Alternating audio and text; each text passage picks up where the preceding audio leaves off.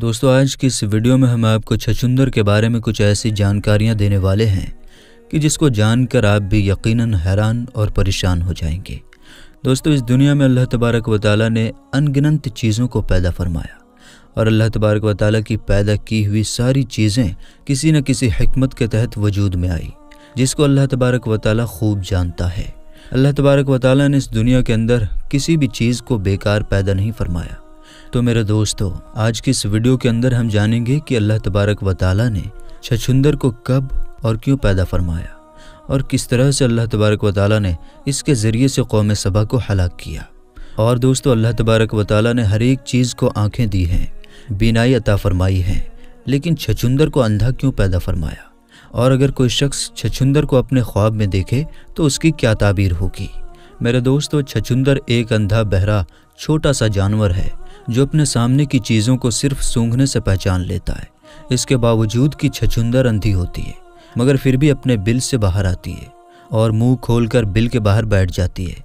मक्खियाँ इसके मुंह के आमने सामने बैठ जाती हैं तो ये इनको पकड़कर निगल लेती है और ये मक्खियों पर उस वक्त हमला करती है जबकि काफ़ी तादाद में मक्खियाँ इसके मुंह के सामने जमा हो जाती हैं। कुछ हजरात ने कहा है कि छछूंदर असल में अंधा चूहा है जिसको सिर्फ सूंघने के ज़रिए से चीज़ों का पता चल जाता है। अरस्तु अपनी किताब किताबुल नाऊस में लिखता है कि छछूंदर के अलावा तमाम हैवानात की 2 आँखें होती हैं और छछूंदर को अंधा इसलिए पैदा किया गया है कि ये ज़मीन के अंदर रहने वाला जानवर है और अल्लाह तबारक व तआला ने ज़मीन को इसके लिए ऐसा बना दिया है जैसा कि मछली के लिए पानी और इसकी ग़िज़ा को ज़मीन के अंदर ही इंतज़ाम कर दिया गया है। आँखों के बदले अल्लाह तबारक व तआला ने इससे सुनने और सूंघने की ताकत बहुत ज़्यादा दी है और ये दूर ही से एक मामूली सी आवाज़ को भी सुन लेती है और तुरंत कूद कर ज़मीन के अंदर घुस जाती है। और इसको पकड़ने का तरीक़ा ये है कि इसके बिल के बाहर कुछ जुएँ रख दी जाएं तो ये इनको पाकर इनको खाने के लिए बाहर निकल आएगी। चुनांचे फिर इसको आसानी से पकड़ा जा सकता है। और ये भी कहा गया है कि छछूंदर की सुनने की ताकत दूसरे जानवरों के मुकाबले उनके देखने की ताकत के बराबर होती है। यानी दूसरे जानवर जितनी दूर तक देख सकते हैं, छछूंदर उतनी दूर की आवाज़ सुन सकती है। छछूंदर को अच्छी खुशबुओं से नफ़रत और बदबूदार चीज़ों से मोहब्बत होती है, चुनांचे वो खुशबूदार चीज़ों से भागती है और गंधना प्याज वगैरह की खुशबू पर खींची चली आती है। कई बार इन्हीं 2 चीज़ों की मदद से यानी कि गंधना और प्याज की मदद से इसको पकड़ा जा सकता है।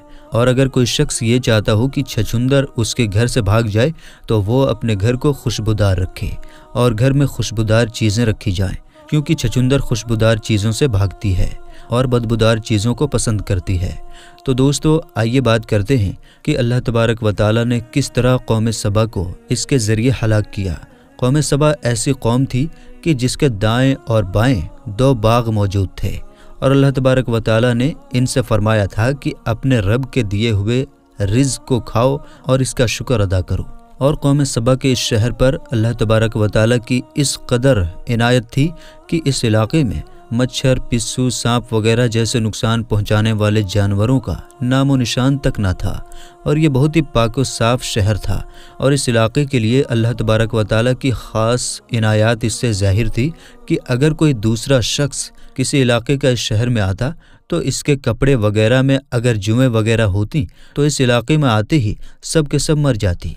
कौम सबा के बागात में फलों की कसरत का ये आलम था कि अगर कोई शख्स बाग में खाली टोकरा लेकर आता तो वापसी पर उनका टोकरा बहुत से किस्म के फलों से भरा हुआ होता और ये फल हाथ से तोड़े हुए ना होते बल्कि पक पक कर गिरने वाले दरख्तों के नीचे पड़े हुए होते।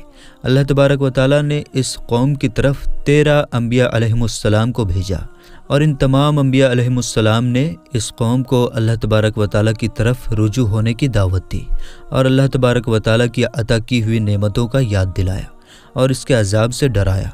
मगर इस कौम ने एक ना मानी और कहने लगे कि हमको तो मालूम नहीं कि अल्लाह तबारक व तआला ने हमको कोई नेमत दी है, माज़अल्लाह। मेरे दोस्तों, कौम सबा के शहर में एक बांध यानी कि डैम था जिसको मलकाए बिल्किस ने तब बनवाया था जब उसकी ओहदाए हुकूमत थी और इस बांध के करीब ही एक बड़ा तालाब था। इस तालाब से पानी को निकालने के लिए इतने ही नाले रखे गए थे जितनी इनके यहाँ नहरें थीं और इन पर नालों के ज़रिए इन नहरों में पानी तकसीम होता था और इन नहरों की तादाद 12 थी। ملکہ بلقیس سے حضرت سلیمان علیہ السلام کا رشتہ ہو جانے کے بعد اہل سبا کافی لمبے وقت تک صراط مستقیم پر چلتے رہے، مگر بعد میں انہوں نے بغاوت اور سرکشی پر کمر باندھ لی اور کفر کو اپنے لیے اختیار کیا۔ بس اسی جرم کی وجہ سے اللہ تبارک و تعالیٰ نے ان پر ایک اندھے چھچھندر کو مسلط کر دیا، جس نے ان کے باندھ کو نیچے سے کھود ڈالا اور سوراخ کر دی۔ نتیجہ یہ ہوا کہ ان کے باغات اور آبادیاں ویران ہو گئی۔ اہل سبا کو اپنی جانکاری اور کچھ الگ ذریعے سے اس چیز کا علم تھا کہ ان کے اس باندھ کو ایک چوہا برباد کر دے گا، چنانچہ جب انہوں نے اس باندھ کو بنایا تھا تو ہر دو پتھروں کے بیچ کوئی سوراخ ایسا نہیں چھوڑا تھا جہاں پر ایک بلی کو نہ باندھا گیا۔ لیکن جب انہوں نے سرکشی شروع کی تو اللہ تبارک و تعالیٰ کا ان پر عذاب آیا، اور اللہ تبارک و تعالیٰ نے ایک سرخ چوہا نمودار کیا، اور اس نے ان بلیوں میں سے ایک بلی پر جست لگائی۔ چنانچہ بلی چوہے کو پکڑنے کے لیے اپنی جگہ سے کچھ ہٹ گئی۔ چنانچہ اسی وقت اللہ تبارک و تعالیٰ نے ایک اندھا چھچھندر پیدا کیا جو کہ اس سوراخ میں جا گھسا اور باندھ کو کھود کر اس میں جاں بجا سوراخ کر دیے۔ لہٰذا جب پانی کا ریلا آیا تو اس کو اس چھچھندر کے ذریعے بنائے ہوئے سوراخوں اور دراروں سے نکلنے کا موقع مل گیا، جس کا نتیجہ یہ ہوا کہ باندھ ٹوٹ گیا اور پانی بہہ کر پوری بستی میں پھیل گیا، اور قوم سبا کا تمام مال و اسباب، باغات، کھیتی وغیرہ سب کے سب غرق ہو گئے، حتیٰ کہ مکانات بھی زمین کے نیچے دفن ہو گئے۔ حضرت ابن عباس رضی اللہ تعالی عنہ سے مروی ہے کہ اس باندھ کو ملکہ بلقیس نے بنوایا تھا، اور اس کو بنوانے کی وجہ یہ تھی کہ اہل سبا آپس میں اپنی اپنی وادیوں کے لیے پانی پر لڑا کرتے تھے۔ چنانچہ ملکہ نے سب وادیوں کے پانی کے بہاؤ کو روکنے کے لیے دو پہاڑوں کے بیچ بڑے بڑے پتھروں کو تاروں سے پیوست کر کے ایک دیوار بنوا دی، جس کو باندھ کہا جاتا ہے۔ اس باندھ کے 3 درجے تھے، اور ان میں سے پانی کے نکلنے کے لیے 12 راستے بنائے گئے تھے، کیونکہ ان کی 12 نہریں تھیں۔ چنانچہ جب پانی کی ضرورت پڑتی تو ان 12 راستوں کو کھول دیا جاتا، لیکن جب انہوں نے اتنی نعمتوں کے باوجود بھی اللہ تبارک و تعالیٰ سے بغاوت اختیار کی اور صراط مستقیم سے ہٹ گئے تو اللہ تبارک و تعالیٰ نے ایک اندھے چھچھندر کے ذریعے ان کو تباہ و برباد کر دیا۔ دوستو، جب سیلاب سے سبا کے سب شہر غرق ہو گئے تو بچے کھچے لوگ ادھر ادھر بھاگ گئے۔ چنانچہ قبیلہ گان ملک شام میں چلا گیا، اور قبیلہ ازد عمان کی طرف چلا گیا، اور خزان تہامہ اور خزیمہ نے عراق کی راہ لی۔ لیکن قبیلہ اوس اور خزرج نے یثرب میں اقامت اختیار کی۔ ان قبیلوں میں پہلا شخص جس نے یثرب یعنی کہ مدینہ میں قدم رکھا وہ عمر بن عابر تھا، اور یہی اوس و خزرج کا جد اعلیٰ مانا جاتا ہے۔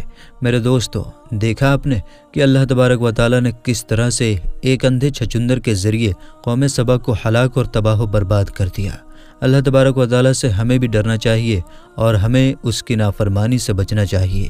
اللہ تبارک و تعالیٰ سے دعا ہے کہ اللہ تبارک و تعالیٰ ہمیں اپنے اور اپنے محبوب صلی اللہ تعالیٰ علیہ وسلم کی نافرمانی سے محفوظ رکھے، آمین ثم آمین، اور حضور اکرم صلی اللہ تعالیٰ علیہ وسلم کے بتائے ہوئے طریقے پر عمل کرنے کی توفیق عطا فرمائے، آمین ثم آمین۔